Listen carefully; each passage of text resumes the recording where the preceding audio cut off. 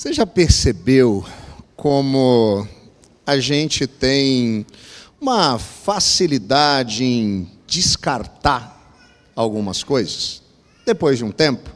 Mesmo as crianças empolgadas com aquele presente que elas estão na expectativa de ganhar, quando enfim chega depois de algumas horas, parece que ele já é meio deixado de lado. É verdade, a gente vive em um tempo de muitas inovações, coisas novas estão acontecendo o tempo inteiro e nós temos acesso a muita coisa, e isso acontece muito rápido. Então é uma tendência natural a gente olhar para algumas coisas que nós já experimentamos, até mesmo para algumas coisas que nós já vivemos, e às vezes achar que essas coisas já estão ultrapassadas, que elas não têm mais valor ou que elas são sem necessidade. Mas existem efetivamente algumas práticas que talvez sejam consideradas por mim e por você um tanto quanto antigas, mas que elas podem e vão contribuir efetivamente com o desenvolvimento da nossa espiritualidade, mesmo diante dos desafios do nosso tempo, que vão nos auxiliar de maneira prática em relação àquilo que nós vivemos no nosso dia a dia, diante das nossas lutas, dos nossos desafios, das nossas buscas e até mesmo das nossas conquistas. Nesse sentido, nessa manhã, eu queria refletir com vocês a respeito de um que talvez seja o mais repetido texto das Escrituras.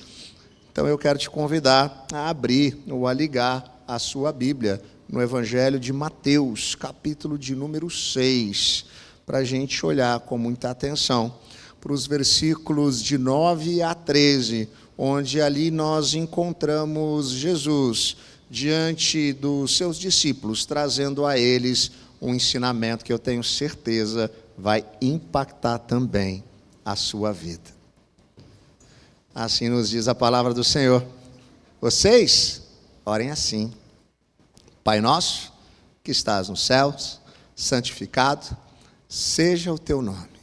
Venha o teu reino, seja feita a tua vontade, assim na terra como no céu. Dá-nos hoje o nosso pão de cada dia, perdoa as nossas dívidas, assim como nós perdoamos aos nossos devedores.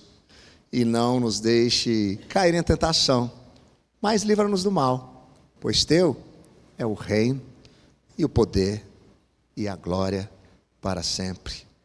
Amém. Deus eterno, que a sua palavra venha como uma espada penetrante ao nosso coração, nos trazendo sabedoria, sensibilidade, discernimento, para compreendermos aquilo que o Senhor quer fazer em nós e através de nós, no nome de Jesus. Amém e amém. Graças a Deus. Queridos, essa oração muito conhecida por todos nós, muitas vezes também intitulada de a oração do Senhor, é na verdade um dispositivo usado pelo próprio Jesus para auxiliar, ensinar e direcionar os seus discípulos. A quem ele está aqui ensinando dentro desse contexto algumas perspectivas sobre o relacionamento com Deus e sobre a oração enquanto disciplina espiritual, como prática em si, mas trazendo em evidência e à tona outras práticas que são bem antigas, mas que eu acredito de tempos em tempos nós precisamos falar sobre elas. E aqui a gente percebe já nesse ponto de partida aqui, o retorno a uma prática que nos nossos tempos tão corridos, nos nossos dias tão agitados, onde a gente quase nem tem tempo para respirar, falar um pouquinho sobre contemplação. E essa prática de perceber algumas coisas que nos transcendem e vão além de nós, é uma realidade quando o ponto de partida de Jesus ao ensinar os seus discípulos a orarem, ele os leva a enxergar uma realidade acima deles, a contemplarem alguns aspectos em relação ao Deus, Criador de todas as coisas, dizendo que Ele é nosso Pai.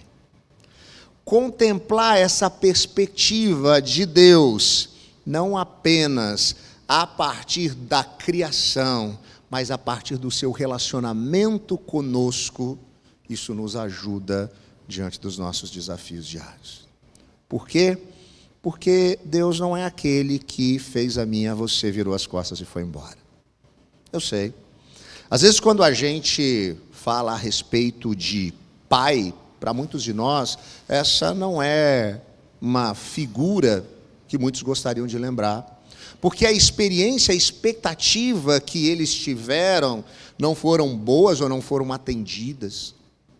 Mas ele está trazendo aqui, na verdade, uma contemplação a respeito do cuidado e da possibilidade de relacionamento, porque ainda que isso não seja feito ou não tenha sido vivenciado por nós, Deus pode ser percebido e contemplado como verdadeiro Pai, como aquele que está disposto a ir às últimas consequências por amor. Mas dentro dessa contemplação, agora entendendo que Deus não é alguém distante, mas é alguém pessoal, que se relaciona, que se importa, que nos ama, nós também contemplamos o seu poder, glória e majestade, ao percebermos que Ele está no céu. Você sabe o que isso significa? Que ainda que eu e você estejamos vivendo aqui na história momentos de frustração, de luta, de constrangimento, de perda, de preocupação, existe um Deus pessoal que se importa conosco, que Ele é soberano sobre todas as coisas. Apontar Deus como esse que está nos céus é algo que Jesus está ajudando a nos perceber e nos levando a contemplar toda a sua majestade, para nos levar a sentir também segurança, porque esse Deus é santo, completamente santo e perfeito. Uau! Talvez a gente precise mais tempo para parar e simplesmente pensar nessas coisas. Nós somos amados por um Deus poderoso que se importa conosco. Um Deus que é completamente santo, completamente diferente de nós nesse sentido, mas que ainda assim se importa conosco. Você já parou simplesmente para fazer isso? Eu sei, às vezes na correria do nosso dia a dia, a oração se torna algo que a gente usa como que se fosse aquela fichinha ou aquela cartinha escondida que a gente tem agora para conseguir conquistar o que a gente está querendo. Então deixa eu usar desse subterfúgio, eu vou orar porque aí Deus vai me dar alguma coisa. Mas o próprio Jesus, quando Ele está ensinando aos seus discípulos, no início Ele já desmistifica tudo isso. E Ele nos leva a um tempo de contemplação. Antes de você sair dizendo, pedindo, afirmando ou determinando qualquer coisa, simplesmente contemple essa realidade. Essa talvez, como eu disse, seja uma prática antiga. Parar, refletir, contemplar, que a gente esteja perdendo nos nossos dias, por todas as razões que eu já falei. Mas que quando nós revisitamos esse texto na nossa mente, nos ajuda a experimentar uma segurança sem igual. Que nós possamos, de fato, viver essa experiência e essa prática da contemplação, a prática da solitude, às vezes do silêncio, simplesmente estarmos na presença de Deus. Como é especial quando nós podemos olhar, às vezes, para a própria criação de Deus, sem precisarmos nos preocupar com outras coisas, entendendo que Ele é nosso Pai, que Ele está nos céus, Ele se importa e Ele é poderoso. Uau! Você consegue perceber o alento? Eu sei, você está preocupado com um monte de coisa, você tem coisa para entregar. Mas Deus está no controle. E Ele se importa com você. Ah, mas tem problemas aqui a serem resolvidos, tem contas a serem pagas. Deus está no controle. Ele é Pai nosso e Ele tem poder. Contempla isso. Para um pouquinho. Experimenta isso. Experimenta essa paz que excede todo o entendimento. E aí, Jesus continua ensinando os seus discípulos, e agora ele vai resgatar talvez uma outra prática que também nos nossos dias a gente não tenha muita familiaridade com ela, que é a prática da submissão. Afinal de contas, eu e você gostamos de fazer as coisas do nosso jeito, não é verdade? E as nossas orações geralmente caminham nessa direção. Porque ainda que a gente tenha um discurso bonito de que Deus é aquele que tem o controle da nossa vida, Ele tem em suas mãos controle do barco da nossa trajetória. No fundo, quando a gente ora a Deus, a gente fala assim: Deus, é o seguinte, toma aqui a listinha de coisas que o Senhor tem para fazer, mas segue que é sucesso, não inventa moda não, Deus, é só fazer desse jeito aqui, ó. Vai inventar moda para quê? Só segue que vai dar certo. Porque a gente confia demasiadamente no nosso próprio coração. O problema disso é que as Escrituras nos ensinam que o nosso coração é enganoso e você nem sequer conseguimos saber aquilo que é melhor para nós. Às vezes nós vivemos uma situação e a gente diz: isso é o pior que poderia ter me acontecido. Você já falou isso? Até 2 semanas depois. Aí você diz: não é que aquilo foi bom, não é que aquilo me ajudou, não é que aquilo vai ter consequências boas no futuro. O contrário é verdadeiro. Às vezes a gente enxerga algumas coisas que aparentemente são boas, que a gente quer, e não são tanto assim. Nosso coração é enganoso. Ah, mas a vontade de Deus é diferente. A vontade de Deus, ela é boa, perfeita e agradável. Então, quando Jesus aqui nos resgata uma prática de submissão, dizendo: venha o teu reino e seja feita a sua vontade, Ele não está simplesmente tirando os nossos desejos e vontades. Ele está, na verdade, reconhecendo aqui que o melhor lugar para se estar é o centro da vontade de Deus. É aquilo que nos dá segurança. É aquilo que, de fato, traz alento. Eu sei, submissão é um negócio complicado.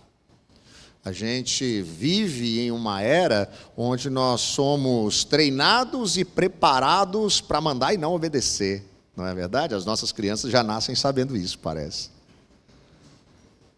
Mas submissão não tem a ver meramente com se render a um autoritarismo, mas tem a ver com um relacionamento real de intimidade e de respeito.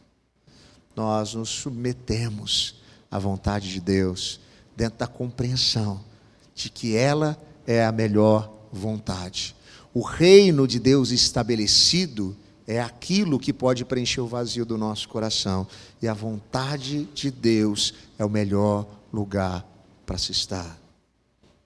Resgate isso. Resgate na sua vida essa percepção de se render de verdade a Deus.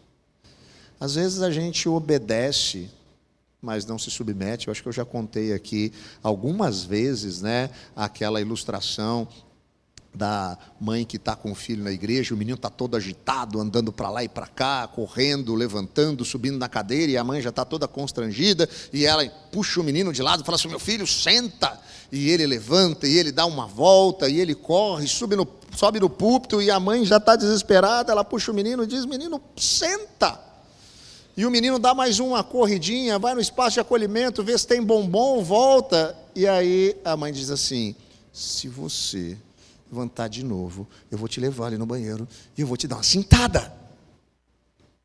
O menino então sente a pressão, senta no banco do lado da mãe, vira para ela e diz assim: Por fora eu estou sentado, mas por dentro eu estou de pé.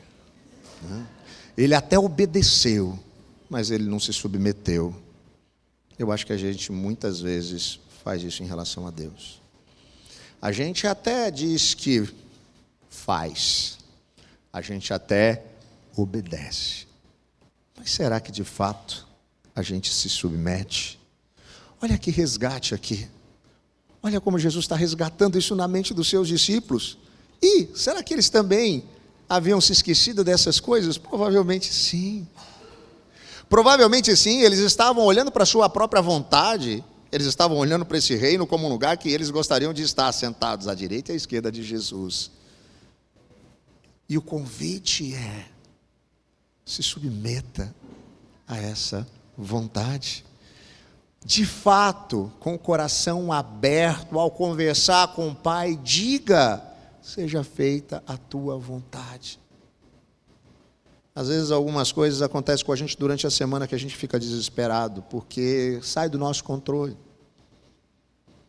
Mas se a gente parar para contemplar, em primeiro lugar, na sequência, a gente vai perceber que se Deus está no controle, aquele é o caminho. Então a gente se submete. E isso vai gerando consequentemente em nós uma percepção do cuidado de Deus e nos leva a ter um coração agradecido, como nós cantamos no início do nosso tempo aqui. Outra prática, que talvez seja bem antiga e que a gente, por vezes, se esqueça. Você já percebeu como a gente tem dificuldade de ter um coração agradecido às outras pessoas? Afinal de contas, a gente acha que elas não fazem mais do que a obrigação quando elas estão nos servindo em alguma coisa. A gente está tão acostumado a ter a facilidade de algumas coisas ao nosso redor, que se simplesmente alguma coisa não acontece na hora e do jeito que a gente quer, a gente fica bravo, a gente fica impaciente, né? Costumo dizer que a gente hoje tem tanta facilidade das coisas, com tantos avanços e desenvolvimento das coisas, das possibilidades em todas as áreas. Você chega lá na praça de alimentação do shopping center e vai pedir a sua comida, você para na frente do quiosque e fala assim: eu quero o número 2. E a pessoa pergunta para você assim: qual o seu nome? E você responde: Rodrigo, e alguém grita atrás: Rodrigo! Seu lanche já está pronto, né? Há 3 semanas ele está pronto lá, né? E o problema disso é que a próxima vez que você for lá e demorar 30 segundos para chamar seu nome, você vai ficar muito bravo. Porque é assim que a gente fica. A gente vai ficando muito impaciente com tudo. E aí a gente começa a olhar para algumas dessas questões que não aconteceram como a gente queria. A gente começa a olhar para inúmeras possibilidades que a gente tem no nosso tempo, de coisas que a gente gostaria de ter. E aí o nosso coração anseia por algumas questões que a gente acha que elas são tudo para nós e não passam de supérfluos. Mas a gente não consegue mais ter um coração agradecido pela provisão e pelo cuidado, simplesmente porque alguma coisa pequena a gente não conseguiu obter, porque não foi na hora que a gente queria. Resgatar essa prática de gratidão, percebendo que Deus é o provedor e tem conosco um compromisso, não com os nossos desejos e vontades, graças a Deus, né? Porque se o nosso coração é enganoso, você já conseguiu parar para pensar como seria a sua vida se Deus te desse tudo o que você já pediu? Sério, faz esse exercício. Se Deus tivesse te dado tudo o que você já pediu para Ele, como seria a sua vida? Eu vou contar como seria a minha, um caos. Por quê? Porque por causa do meu coração enganoso, que não consegue saber o que é melhor para mim, muitas vezes eu peço coisas que não me fariam bem. Talvez não fariam bem naquele momento, porque aquela não era a hora. Mas a gente vai tendo essa dificuldade, então, de perceber que Deus não tem um compromisso com as nossas vontades e desejos, mas que Ele tem um compromisso com as nossas necessidades, com aquilo que a gente precisa, com o nosso sustento.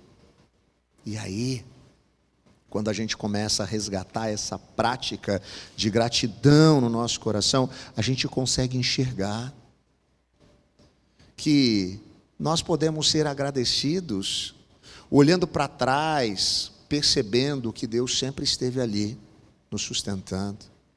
Olhando para este momento e sendo gratos pela sua presença conosco. E olhando para o futuro e sendo gratos, porque o nosso coração é cheio de esperança. Porque Ele é quem tem as rédeas que regem o universo. Você consegue perceber que essa dinâmica de oração que Jesus está ensinando para os seus discípulos, trazendo ali elementos de coisas tão comuns e talvez até aparentemente ultrapassadas, ressignificam a maneira da gente enxergar as coisas. E aí, esse negócio vai gerando um constrangimento no nosso coração. Porque se de fato você faz isso, você tira um tempo para contemplar, para refletir, você se submete a Deus, percebe ali o seu cuidado e começa a cultivar no seu coração essa gratidão, porque Deus está no controle, cuidando de você. Sabe o que isso nos leva? Nos leva a perceber uma triste realidade. A gente começa a enxergar aqui, de fato, quem nós somos. E não há outra alternativa senão confessarmos diante de Deus as nossas dívidas, os nossos erros, as nossas falhas, dizendo: Pai, perdoa. Pedir perdão a Deus aqui nessa progressão é um reconhecimento da nossa condição. É perceber que nós não estamos no lugar onde nós deveríamos estar. É que nós fazemos do nosso jeito e não do jeito de Deus. E é exatamente isso que pecado é. É a gente cometer crimes contra Deus, é fazer do nosso jeito e não do jeito de Deus, é virarmos as costas para Deus, acreditando que somos autossuficientes, que a gente se basta por si só. E aí, quando nós temos os nossos olhos abertos, pela ação do Espírito Santo nos convencendo do pecado, da justiça e do juízo, esse negócio constrange o nosso coração. Porque nos desnuda. Porque até agora a gente parou para contemplar a majestade de Deus, o seu poder. A gente foi se submetendo à sua vontade, percebendo que ela é o melhor. A gente foi verificando a necessidade de sermos gratos porque Ele está cuidando. E a gente diz: opa, e como é que estou eu nessa história? Porque até agora a gente viu tudo o que Deus está fazendo e quem Deus é. Mas agora a nossa máscara cai. A gente é desnudado. Porque ao seguir essa progressão, a gente volta a nós mesmos. E a gente percebe que a gente nunca vai atingir o padrão de bondade de Deus. A gente nunca vai atingir essa performance ideal para ser aceito por Deus pela nossa própria capacidade, por conta da nossa condição. Nós, mortos em nossos delitos e pecados, somos incapazes de encontrar um caminho de volta. Mas dizer: perdoa, Senhor, os meus erros, as minhas falhas, os meus pecados, é em primeiro lugar o grande reconhecimento dessa nossa condição, não só minha e sua, mas da humanidade. É por isso que na sequência nós nos colocamos também dispostos a perdoar. Quando nós nos colocamos dispostos a perdoarmos aqueles que estão à nossa volta, o que isso significa? Que nós estamos reconhecendo a realidade da condição humana. Nós desapontamos a Deus, as pessoas nos desapontaram, nós desapontamos pessoas. Esse é o mundo caótico e instável que nós estamos vivendo. Esse reconhecimento, ele é fundamental para nós. Nos colocarmos à disposição, inclusive, de perdoarmos os outros, é uma compreensão dessa condição da humanidade. Não olhando mais para o pecado apenas como uma mera ação. Você já percebeu como a gente olha de maneira equivocada para aquilo que a gente chama de pecado? Porque para a gente, muitas vezes, pecado é algo ligado a uma ação pontual nossa. Eu falo para você que eu comi feijoada demais, eu cometi o pecado da gula. E aí, qual é a solução? É só comer menos, é só entrar em uma dieta restritiva, é só a gente parar de fazer isso. E aí a gente erra em outro lugar e vive uma sequência de erros. Porque pecado não tem a ver meramente com uma atitude equivocada, mas a atitude equivocada só existe porque por detrás dela, existe uma condição no nosso coração. E essa condição que é percebida em mim, é percebida em todos aqueles que estão à nossa volta. Não sabe o que vai acontecer? Reação em cadeia. Você vai desapontar pessoas. Você vai magoar pessoas. Você vai machucar pessoas. Você vai ser machucado também. Magoado também. Desapontado também. Ao reconhecer a nossa dívida diante de Deus e pedir perdão, logo na sequência, ao entendermos a nossa condição enquanto humanidade, nós passamos a pensar de maneira diferente. Se apesar da minha condição, Deus me perdoou, e eu de fato falhei com Ele de tal maneira que eu não conseguiria compensar diante do seu padrão, por que eu não posso perdoar aqueles que me desapontaram? Você consegue ver para onde essa oração está nos levando? Você consegue ver o que Jesus está fazendo com seus discípulos? Uma ressignificação a partir de práticas aparentemente obsoletas, mas que trazem para a gente uma dinâmica prática para tudo aquilo que a gente vai lidar no nosso dia a dia, com todas as situações com as quais a gente tem que viver. E aí, ele aponta para a necessidade de nós conseguirmos discernir isso. Não nos deixe cair em tentação, mas livra-nos do mal. O pedido aqui que Jesus coloca nesse ensino aos seus discípulos para um relacionamento com Deus é ter uma compreensão de que nós vivemos em um mundo instável, onde o mal é uma realidade, onde nós vamos muitas vezes sermos tentados, seduzidos por coisas que aparentemente querem ocupar um espaço no nosso coração que deveria ser de Deus.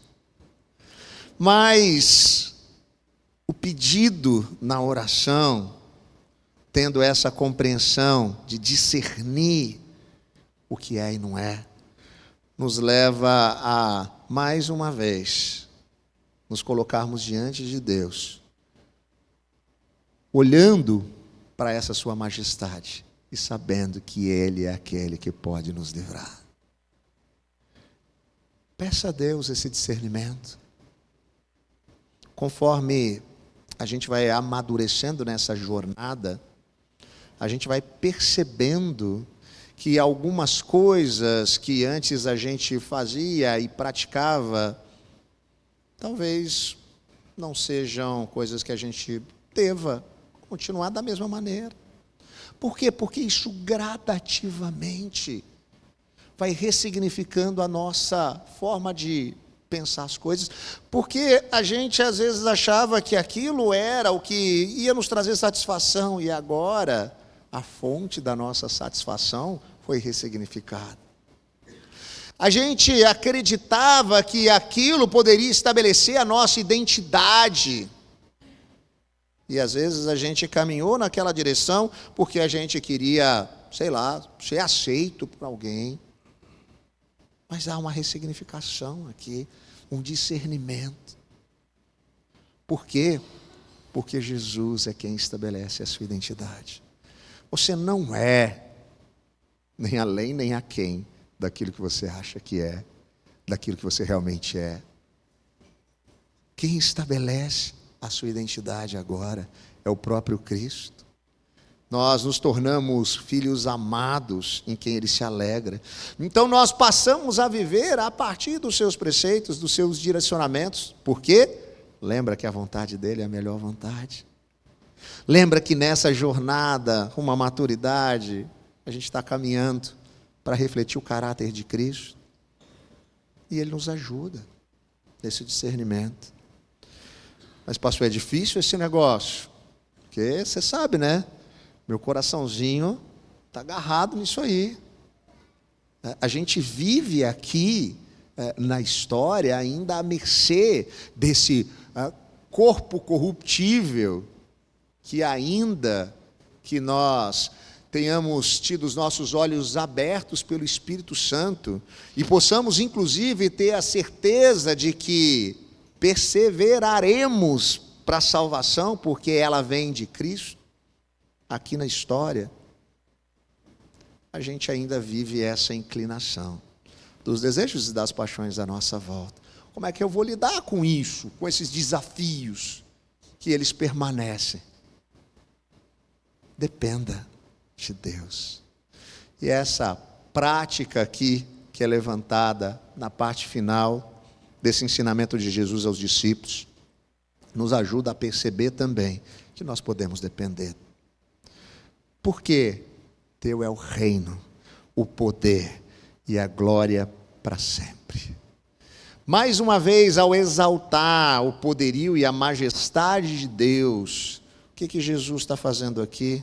Ele quer nos transmitir segurança de que nós podemos depender. Pelas nossas próprias forças nós não conseguimos, mas pela ação do Santo Espírito Deus faz. É Ele quem nos conduz nessa jornada. Dependa única e exclusivamente dEle. Eu não sei se você já tinha olhado para essa oração dessa maneira.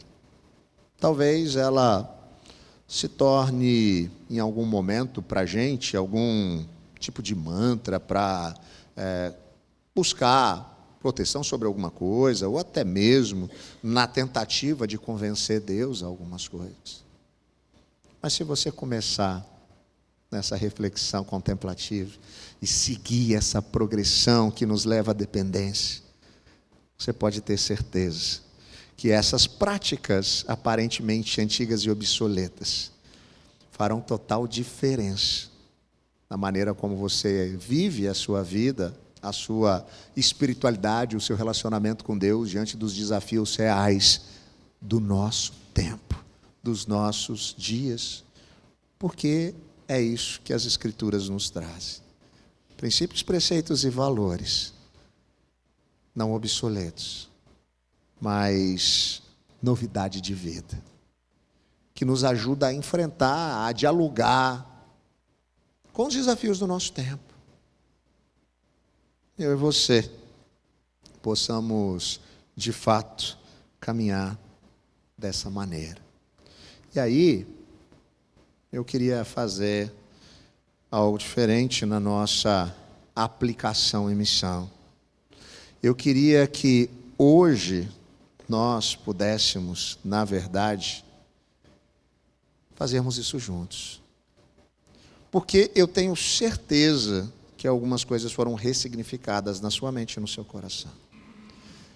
Essa oração, que talvez você já tenha repetido inúmeras e inúmeras vezes ao longo de toda a sua vida, talvez agora possam ecoar de forma diferente, levando você a um reconhecimento de quem Deus é,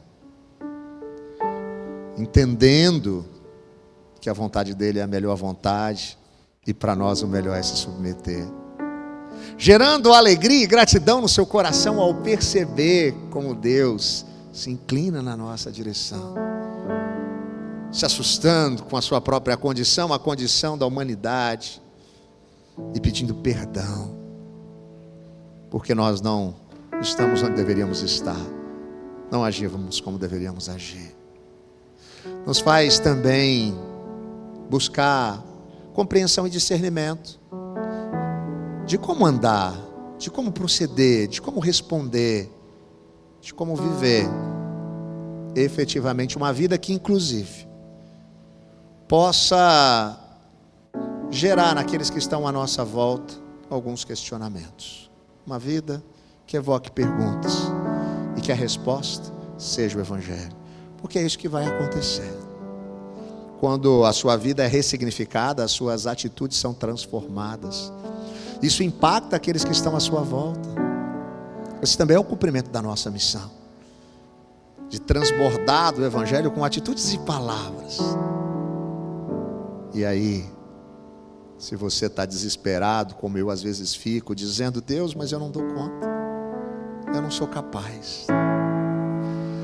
Eu sei que às vezes a gente cultiva na nossa mente, talvez porque às vezes a gente é erroneamente ensinado que as pessoas que estão em uma comunidade cristã à frente, falando em nome de Deus, elas não passam pelos mesmos desafios, pelos mesmos anseios, pelas mesmas provações, pelos mesmos problemas que você passa.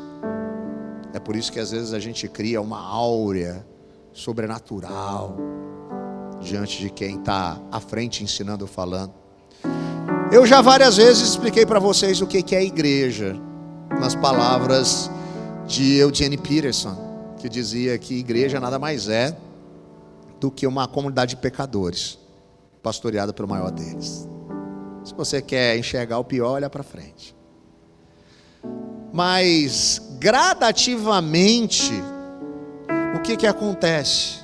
A gente vai entendendo que a única possibilidade de você estar em qualquer lugar, servindo, falando, ensinando também, é porque Deus está conosco e nós podemos depender dele.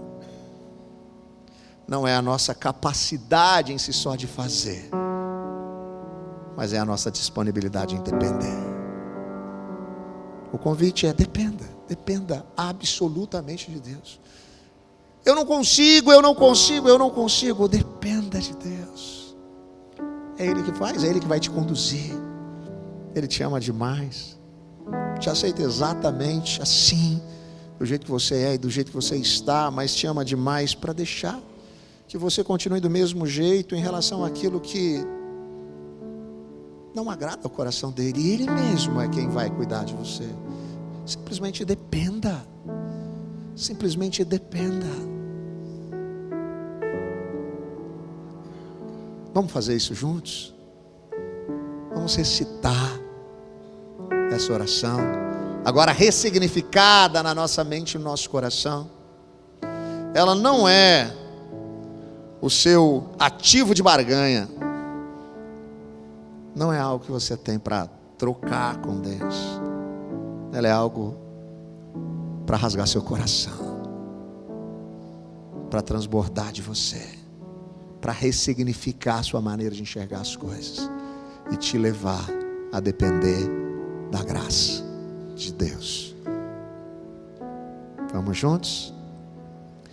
Pai nosso que estás nos céus, santificado seja o teu nome, venha o teu reino, seja feita a tua vontade, assim na terra como no céu.